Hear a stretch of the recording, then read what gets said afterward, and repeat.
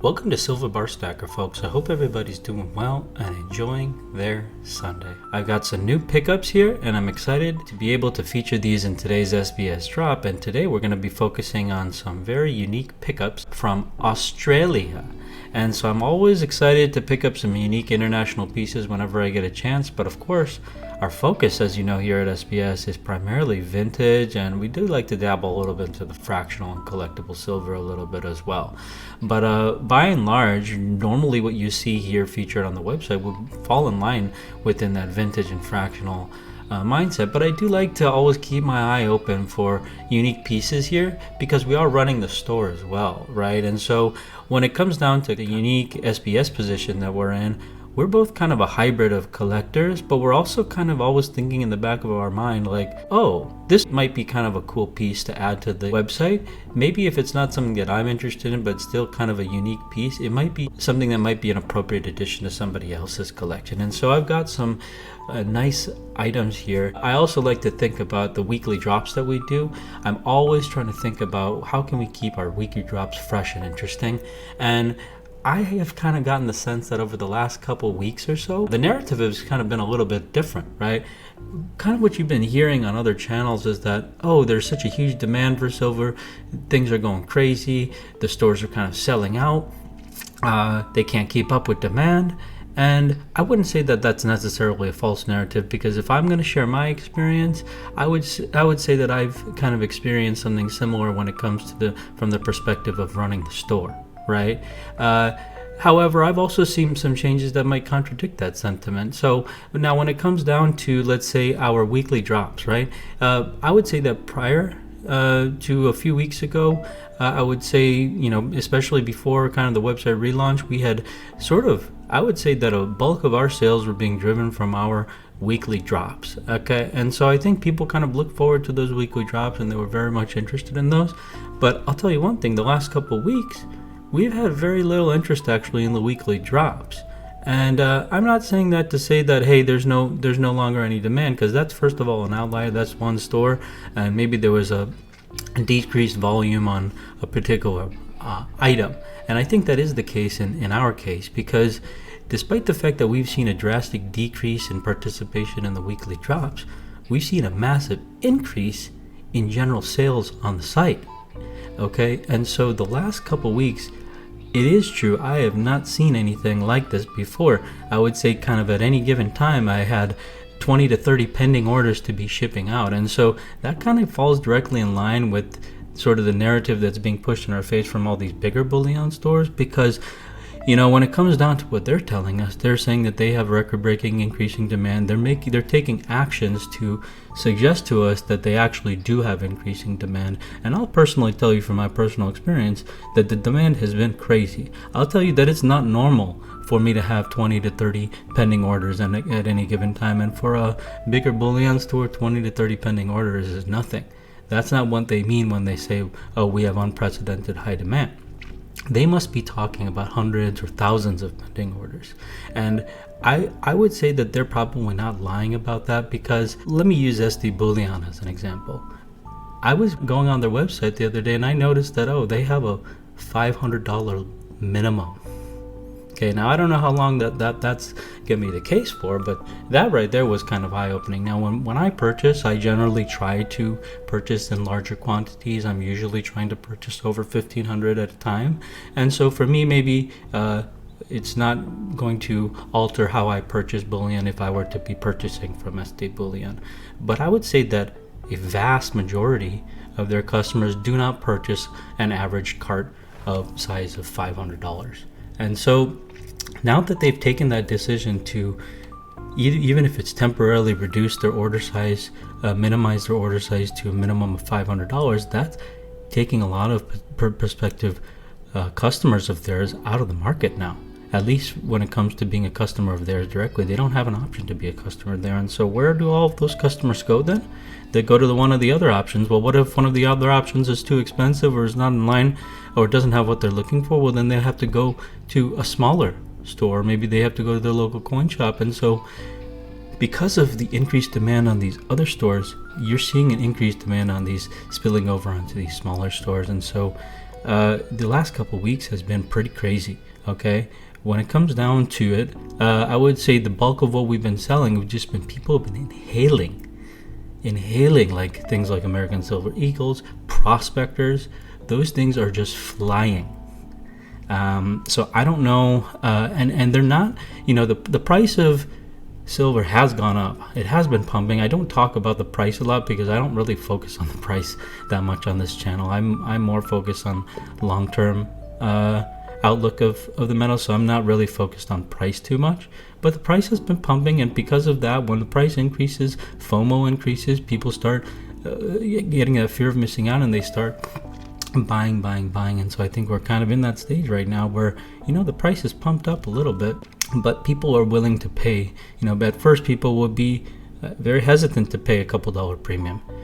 Now people are inhaling things that are selling at a high premium. There's no two ways about it. A prospect round, for example, American Silver Eagle, for example, a Canadian Maple, whatever the case may be, if it's not just your standard bullion, it's going to sell it at a higher premium. And some of these things that are highly sought after, like a prospect round, for example, that's going to sell easy. All right, the going market price for that, whether you like it or not, is around $40. $35 to $40 is kind of like what the expectation is right now.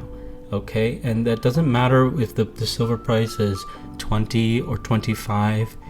The price is going to be around $35 to $40. And so that's kind of the premium that you have to be able to digest if you're interested in collecting those, unless you are willing to kind of snipe and kind of get those, pick them up one at a time, or be able to find a nice bulk discount on tubes or something like that.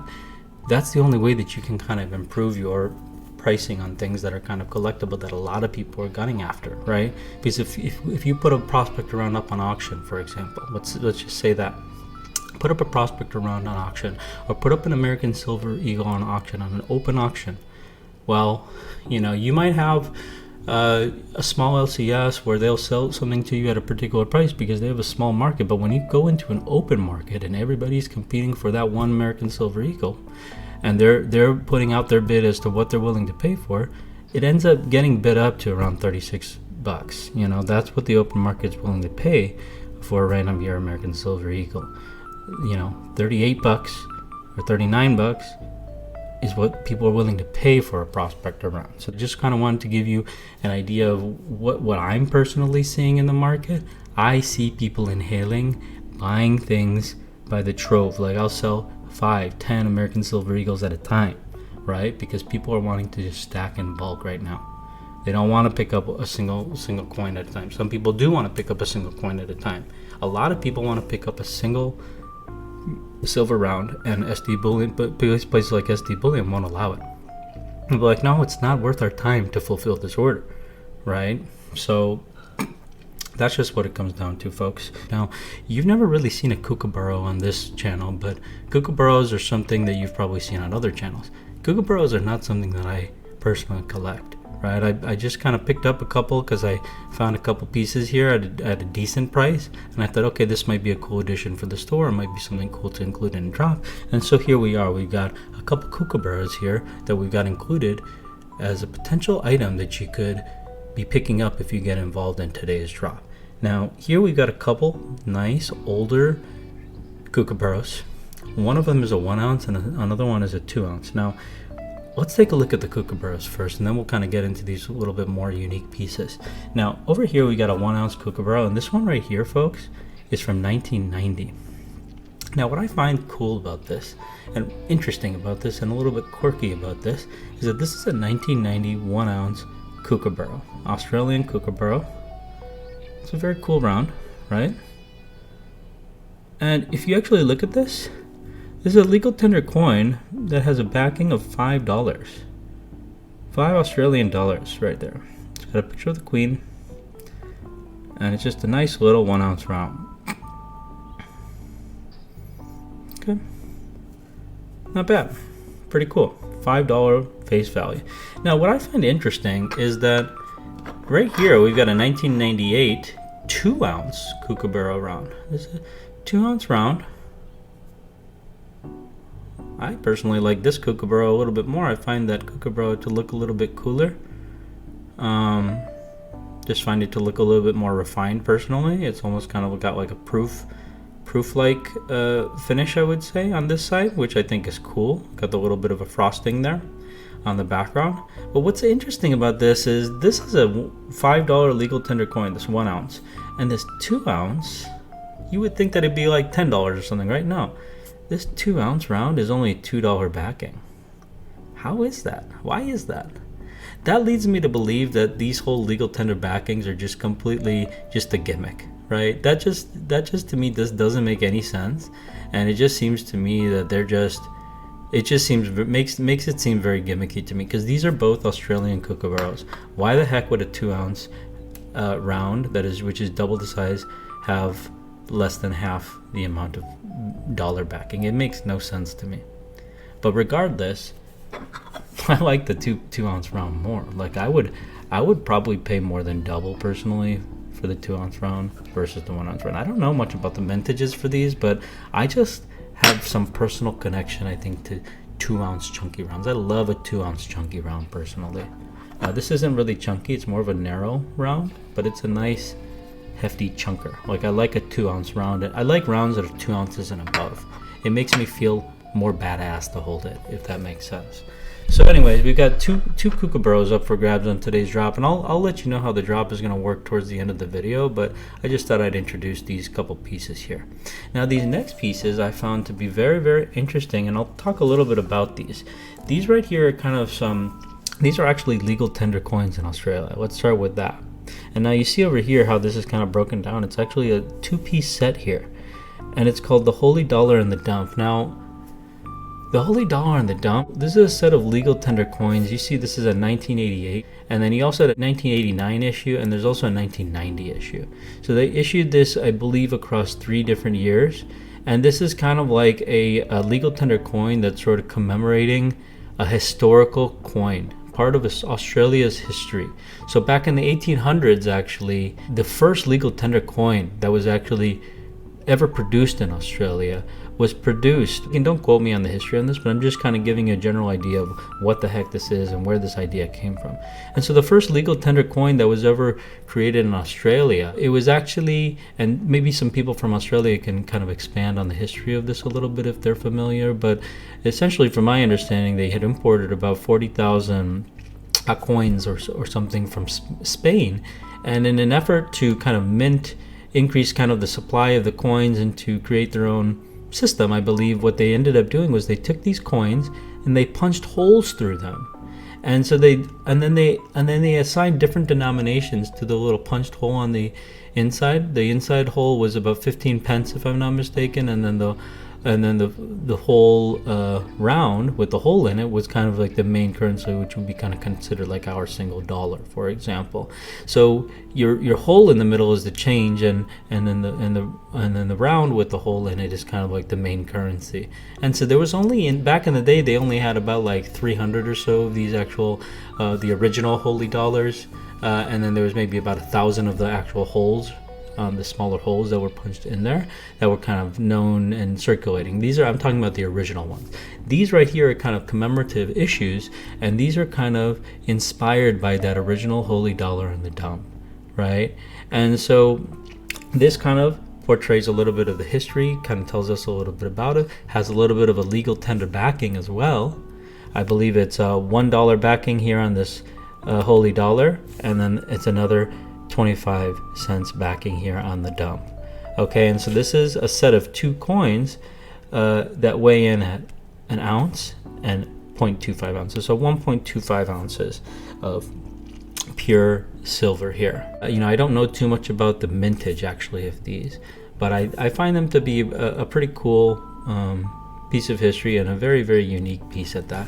So let's take a kind of a closer look at this one. Whoops. So take a look at this.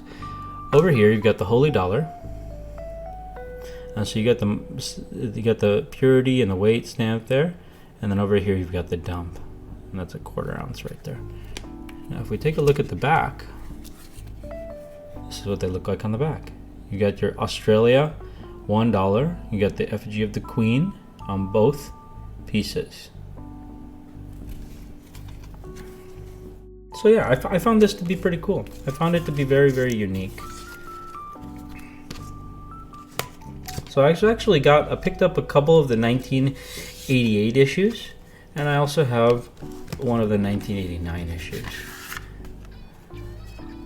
So it kind of comes in a little bit of a gray package. Packaging is a little bit different, but the design is pretty similar, pretty much the same sort of design. And so I thought, let me pick this up and perhaps we can include this in one of our weekly drops. And so here we have a nice weekly drop that we're doing that's dedicated to Australian collectibles, right? And so find out more. You know, I'm going to start explaining here in a little bit how the drop is going to work. But before we do that, let's go ahead and take a look at this last piece. So in the line of sticking with the theme of coins with holes in them, Australia seems to really like Holey coins, and you know, it might have something to do with the fact that the first legal tender coin had holes in them, right? So that they find that it might be a little bit of a nostalgic feel for them. I'm not sure. So anyways, 1800s they introduced this. Also in the 1800s, there was a historical event that inspired the creation of this right here, the Eureka Stockade. Now, let's take a look at this. This is a very, very cool legal tender coin, and this is kind of commemorating, let's take a look here. This certificate accompanies a 2004 dated Locket coin minted and inspected by the Perth Mint to commemorate the 150th anniversary of the Eureka Stockade. Issued as a legal tender under the Australian Currency Act, it is struck from 999 pure silver improved quality and incorporates a central locket containing a selection of small gold nuggets. So there's actual Australian gold nuggets on the inside of this coin, encapsulated on the inside of this coin, and I'll show you how that kind of looks. I showed a picture on Instagram before, and people got kind of a kick out of it, but here I'm going to show it to you in the flesh. All right, and so this is talking a little bit about what it's commemorating. In 1854, miners in Ballarat, Victoria, rebelled against zealous officialdom and the lack of political representation on the goldfields. Right, and so they constructed a defensive fortification, the Eureka Stockade, where they hoisted their rebel flag and blue background featuring 5 stars connected by a white cross. The public indignation at the deaths and injuries inflicted by troops during the uprising contributed to the introduction of reforms interpreted by many as one of the greatest victories for equity and fairness in Australia's history. So this is a coin, and there's actually less than 12,500 of these minted. I think there were actually only 11,000 or so of these minted. And so this comes with the original COA, the Certificate of Authenticity, which is the number 2985 on this one. And let's take a look at the actual coin here. So the coin comes in this nice timber case, and you'll see right here in the front, you got some gold nuggets floating around there. Those are actual gold nuggets, not flakes. I think it's roughly about 0.3 grams of pure gold right there in the middle. And if you open up this little timber presentation case, you'll actually see the round. So you've got a nice velvet surrounding, and you've got an encapsulated round here. This is a silver round. Let's go ahead and take this out. This is a silver round here, and it's about 0.7, a little over 0.7 ounces, proof-like quality. And if you actually notice here, you may not be able to tell very easily, but if you look over here, not only are there gold nuggets on the inside, you got a proof-like finish on the silver, and if you look over here, there's actually a colorized flag right there. That flag right there is like a blue colorized flag. It's hard to see, but if you take a closer look at this, you'll see that this is actually a blue colorized flag right there. So it's a very, very cool round. I think it's a very unique round. It's a small round, and you know, if you look them up, you'll find that they come at a pretty high premium for just a less than a 1 ounce coin. But again, it is a coin, and it's very collectible, and it's very unique. I've never seen something like this where you have gold nuggets encapsulated literally in the middle of the coin. This has to be definitely a first of its kind, I would say. I've not seen something like this before. So anyways, this is going to be going to one lucky person who gets involved in today's drop. This cool little coin. Now today's drop is going to be a little bit of a pricey one, but not ultra unreasonable. today's drop is going to be a $100 drop. So, you know, if that doesn't fall in line with your stacking budget, guess what? That's okay, because today is not even really about stacking. Today's drop is not for the stackers. If you're looking to stack, you might have some options on the website, or maybe some other store has some options for stacking options. This is more, I would say, a drop for the collectors. And so this right here, what I just showed you, is going to be one of the potential items that you might walk away with if you get involved on today's drop. And today's drop is going to be structured a little bit differently, I think, than any of the drops that we've had in the past, and I'll let you know how that works right now. Okay, so we're going to have a few different options for today's drop, and we're actually going to be limiting today's drop to 1 slot per person, and we're actually only going to be making 4 slots available for today's drop. Okay, so it's a very, very limited drop compared to some of the more recent drops that we've been having, which have not been very limited at all, right? For example, last week's drop, which was not very popular, I would say. We didn't sell very many of them. Last week's drop was a drop for a full set of prospectors, right? And that was the week before, and then we also this week we got the set of the 1985s and the opportunity to buy all the different 1985 types, right? So there was no real limit on that. There's a little bit of a limit on here. We got a limit of 4 slots, and each slot is going to cost $100. Now, what are you going to get for that $100? Well, it varies, and it depends on how quickly you grab a slot, right? Because the order in which you grab the slot will determine what it is that you receive. And the way that works is that the person who receives the first slot is going to have the first dibs on what it is that they're going to want to pick up, right? And so it's going to be $100 a slot, but what are the options, right? The options are going to be this, right? This right here is a single option, $100. You might end up with this if you're quick enough on the draw. You grab a slot, and this happens to be one of your highest requested items. Well, this is one of the items that you could walk away with for $100. Another thing that you could walk away with for $100 would be both of these.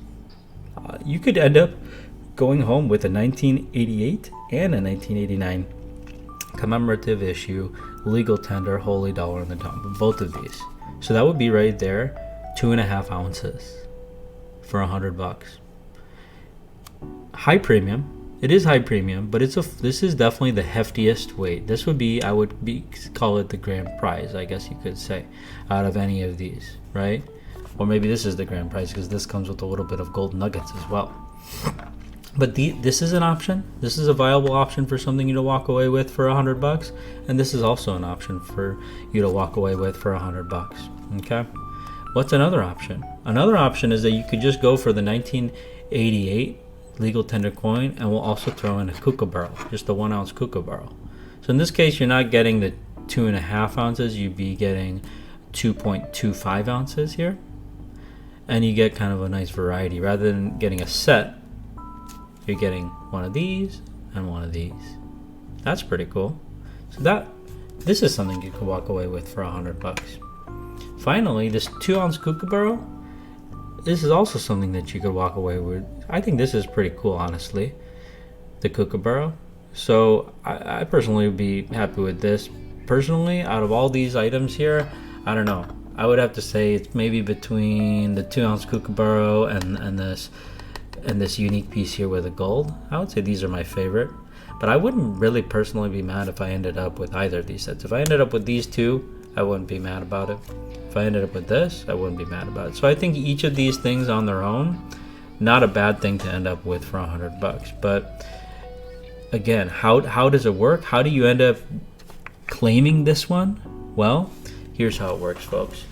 Like I said before, there's only 4 slots available, right? So number one is you got to be quick on the draw, and you need to secure one of those slots. Don't buy more than 1 slot. You're only eligible for 1 slot. It's a max 1 slot per person. And before you make your purchase, this is how things are going to differ a little bit, so pay attention to this. Before you make your purchase, you're going to, in the notes section, before you click buy, add a note to your cart and indicate your top 3 choices. So just write number 1, number 2, and number 3. Okay, there's four different options here that you see here. Tell me which, right? The number one, and then tell me what your number one choice is. Number one, you want the Eureka Stockade, or do you want the 2-ounce round? Tell me what it is. Do you want the 2-year set? What is it that you want for your first choice? So write number one, first choice. Number two, second choice. Number three, third choice. You don't need to write your fourth choice. That'll be obvious already. So just write your top 3 choices, and then submit and make your purchase. Secure your slot. And if your item that is on the top of your list hasn't yet been secured by another person who's also claimed a slot, that choice is yours. If somebody has already claimed that item, then we're going to have to go down to the next item on your list, and then the item you'll receive will be the next item on your list, right? So if you're the first person to secure the first of 4 slots, you're going to get the first item that's on your list without fail. That's what you're getting. If you end up grabbing the second or the third slot or the last slot, you still might get the first thing on your list if everybody else chose something else. But if somebody else already snagged the item that you were gunning for, then you're going to get maybe the second or third item on your list. If you're fourth and everybody grabbed all the good stuff, the good stuff in quotations, you might end up with something that wasn't even on your list. So you're incentivized today to be quick on the draw, make a decision quickly, and commit to the drop quickly. And if you don't, no big deal. There'll be another drop next week. Definitely no reason to FOMO, but that's kind of what gamifies this drop a little bit more compared to before. And instead of doing kind of like a public drawing, we're giving you the choice. We're giving you the potential choice to pick what you want here with that small caveat. So I hope everybody understands the rules of this week's drop. I hope everybody's excited about this week's drop. I hope we can get some involvement on this week's drop. I know the last couple drops have been a little bit scarce with respect to attendance, and that's totally okay, right? Because not everybody is stacking at the same pace every single week, and not everybody has the same stacking strategy every week, right? So I think what happened the last couple of weeks is that it's not that the demand decreased or that the customer base decreased, it's that the stacking strategy maybe decreased. You got a pump in price, you got maybe people switching over to collectibles instead of stacking the generics. I'm not sure what was going on exactly, but one thing I can say definitively is that people who were used to buying small amounts definitely had fewer options over the last week at least, because some stores entirely were just doing a good job of dissuading buyers, right? Some stores are doing a great job of incentivizing buyers or convincing buyers to buy, whereas other stores were probably just truly overwhelmed with the demand, and were really just pushing customers away. That, I hate to say it, but they probably think that those customers are not worth their time, right? That's the only way I can put it, because to them time is money, and for them it's not worth it to ship out a single coin. So, I don't know if you agree with that logic or not, but personally, you got to do what you got to do, I guess. But personally, we're still fulfilling orders for single coins here at SBS. That's not something we shy away from, at least at the present time.